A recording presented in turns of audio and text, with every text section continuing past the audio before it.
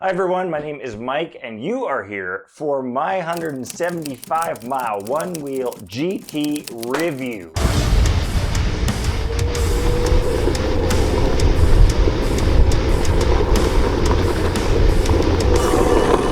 Caveats, I'm aware of all of the issues going on with Onewheel in general, right to repair bricked boards, sensor pads, all of these things. I'm also aware that I got lucky and I got one of the good ones. Works great, turns on, turns off, powers up. I've been riding all 175 miles with almost no ghosting.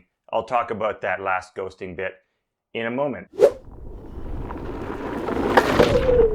So at this time, there is still no custom shaping modes within the app. This comes before they've released those. So when I'm riding on the trails, I'm unable to still kind of drop the nose down or pick it up like I'm used to with my XR. I've got over 1,500 miles with my XR, so I'm very used to how the custom modes and shaping modes help. Although I do spend 95% of my time in mission on the XR, and this one I would say I spend 95% in highline mode.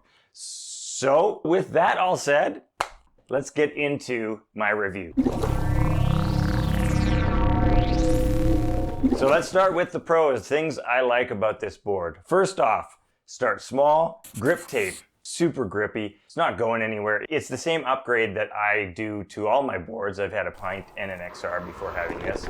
And the first thing I do is get off that Future Motion grip tape, put on some really nice coarse grip tape, something that my shoes will stick to really well when I'm riding the trails. And with this board, I didn't have to do that. And so that's going to be the common theme for the pros that I have for this board, is that all of the mods that I generally want to do to the board, to a new XR, a new Pint when I get it, this GT has already done those mods. I don't have to do that. You know, the tire, the grip tape, the concave pads, you know, all of those things I've upgraded on my XR to get the same kind of feel. And so I give huge props. But anyways, let's carry on down the list. Torque and range. I'm a bit heavier person. I'm 200 pounds, hover around that. And you know, I ride with people who are generally lighter, like 165 pounds. And the upgrade that I've seen on the GT, basically with the torque and the range, makes me able to ride the same things they could already ride. I can ride a bit steeper grade, but not much. But it does get me up the same grades that those lighter guys are going, that I just crapped out with the XR. It gives you that much more torque, and it truly is an upgrade. And if you are a heavier rider, it's no question, GT is the board for you. It gives you what you want from the very beginning. It's got the range to get you to the same place too. I was actually expecting to have, you know, kind of better range on the trails, but I get about 20 kilometers on hard trail riding, which is pretty good. I'll give you the conversion to what that is in miles. It's pretty good. It's not quite as good as what I was hoping to get. I was riding Apex profile for half the ride when I tested it, so that's the more aggressive profile. You will lose some battery range through that, but all in all, it did get me to the same place that the XR riders, same thing. I might be comparing to these lighter riders quite a bit, because I do feel like this upgrade is kind of for us bigger people. Let me just wrap it up by saying that I walk with my board a lot less with the GT, which is good and bad. That used to be like the only exercise I get. No, I don't get that, but it's very seldom I need to pick up this board on the trails, because it can handle it, man. The light bar, yeah, they've given us an upgrade. It's brighter. You can move it up and down. I mean, I don't know why you would ever kind of turn it down, but it's a nice option to have. It's really nice if I'm using it as a spare light for making videos. Always nice to have more control of things. The wheel, okay, well, this is a contentious issue. I actually love this wheel. Honestly, I've set it at 15 PSI, and I've been riding with that the whole time and just kind of getting used to it. I'm actually surprised that Future Motion went with such a carvy wheel, such a round profile. It's a rounder profile than my Burris 6.0 XR tire treaded that I have, which means it's less stable than that tire. But once you get used to this, honestly, I'm happy, and I will happily ride the life of this tire out before I upgrade, which was certainly not the case with that big ugly flat Vega tire that came with the XR. Now it is harder compound, like people have said, but to be honest, regardless of how you feel about having to send the board in to change the tire, we do have to do that right now, so I'm happy that it is a harder compound so that it will last that much longer. I ride mostly so far with this on trails, little single track trails, just like the one I'm showing you right here.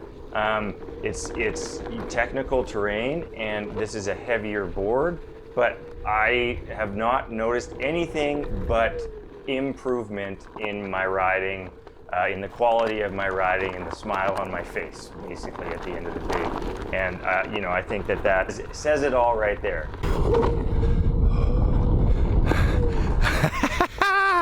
Another new addition to the GT that I really have grown to love is the warning beep that you get when you're at the maximum motor output, I guess is the way to say it.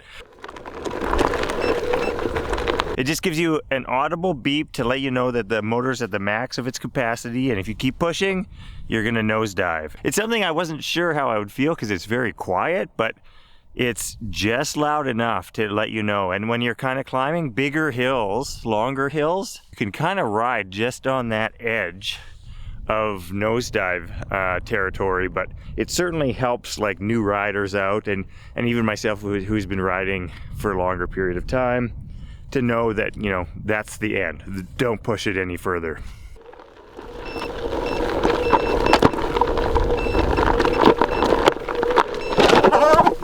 So I would say that about rounds out my pros list. It's the upgrade that I was looking for as a heavier rider. I didn't even realize I had range anxiety with my XR, but after getting this, it's a different feeling. I'm riding all day. I'll leave my charger at home when I'm commuting to work on it. It's an amazing board.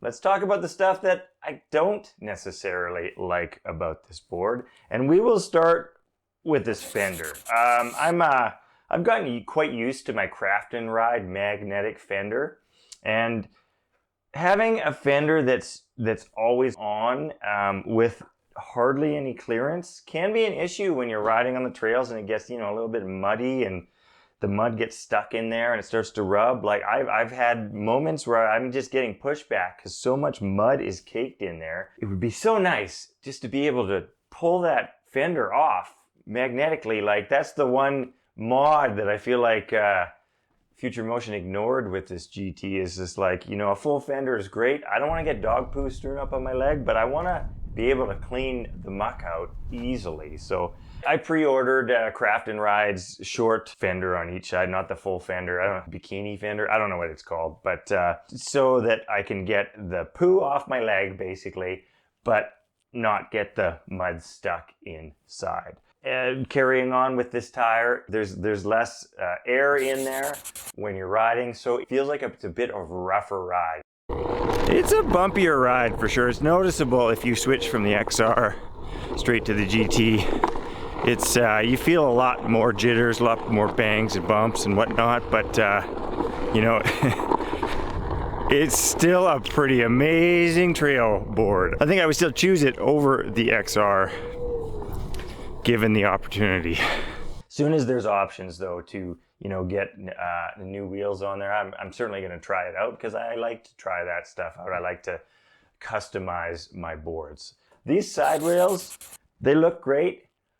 They suck. They're a harder plastic. They're not flexible like the XR side rails.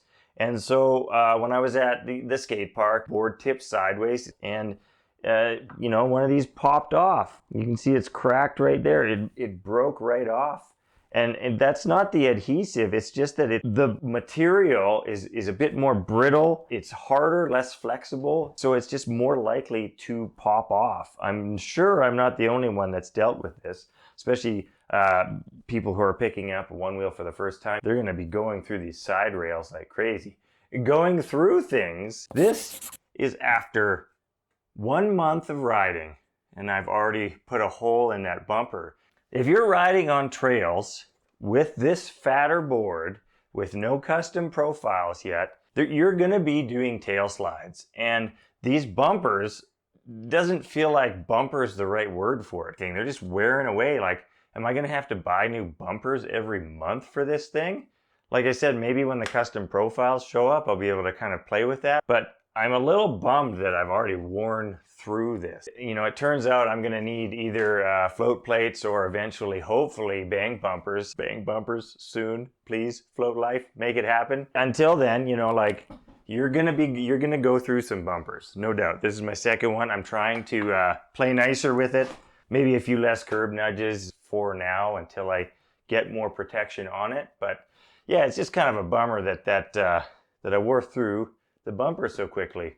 Pushback, yes, it is more intense, but it comes kind of at a higher speed. And to be honest, for my riding style, 41-year-old dude riding on the trails, I'm not riding fast enough to be in pushback. This board kind of perfect for my riding style. And then kind of my last biggest issue with the board is going to be the ghosting that comes with this new foot pad.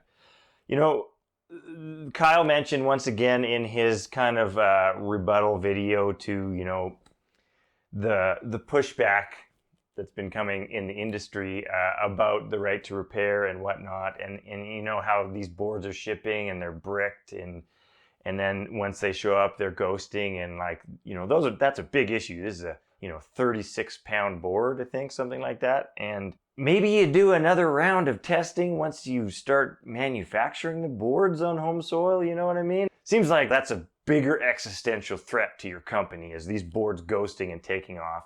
My first day riding this, I took it to a fenced off area, tried it out. Yeah, and I saw some ghosting, definitely. But after that first day, I didn't see anything for over a month, and I just kind of figured you had to work the board in, work the foot pad in with some riding. But then the other day, I was, you know, riding around the university campus here. Universities are usually great places to ride, and kind of practicing some curb nudges, and sure enough, the board took off and slammed so hard into the curb on the opposite side of the road. And, you know, it left a gap between my rear foot pad and the bumper. That was the old bumper, that was this bumper. And, you know, that bummed me out. And then, you know, it did it again 2 seconds later. And so I just wanted to jump in here real quick to update you as to my foot pad and rear bumper. Since the time of filming this video, I've actually had a bit more correspondence with Future Motion, and they've actually volunteered to send me out a new front foot pad and a new rear bumper to replace the damaged one. So, you know, that's the kind of customer service you hope to get. I've heard lots of negative stories and even some nightmares about Future Motion's customer service, but to be honest, I've had great service all around since my first Onewheel pint. So just wanted to throw that out into the ether, some positive energy to go with all of this kind of negative stuff that's going around these days. So yeah, that actually lasted a lot longer than my pros list. I do love the board, and I hope that comes across, but it's not a perfect board. It's not a perfect release. And, you know, I think those things will be fixed as they create more boards. I think that anyone who is holding off, that's probably a good idea for now, just to make sure that they do get the bugs out. But there's some things that Future Motion needs to think about when we're talking about, you know, the progress of Onewheels. Anyway, so that's my thoughts on the board. Friggin' love this thing. I would never send it back, even if they recalled it. It's got its issues. And, you know, anyone who's been paying attention is very aware of that. And so I just wanted to add my 2 cents in. It's you know, I'm just being honest. I love the board. It's got its quirks. How do you feel about it? Did this make you want to go out and buy a GT, or does it make you more hesitant to do that? Let me know in the comments. If you enjoyed this video, if you're still watching, give me a thumbs up, and I'll see you in the next video. See ya. Bye.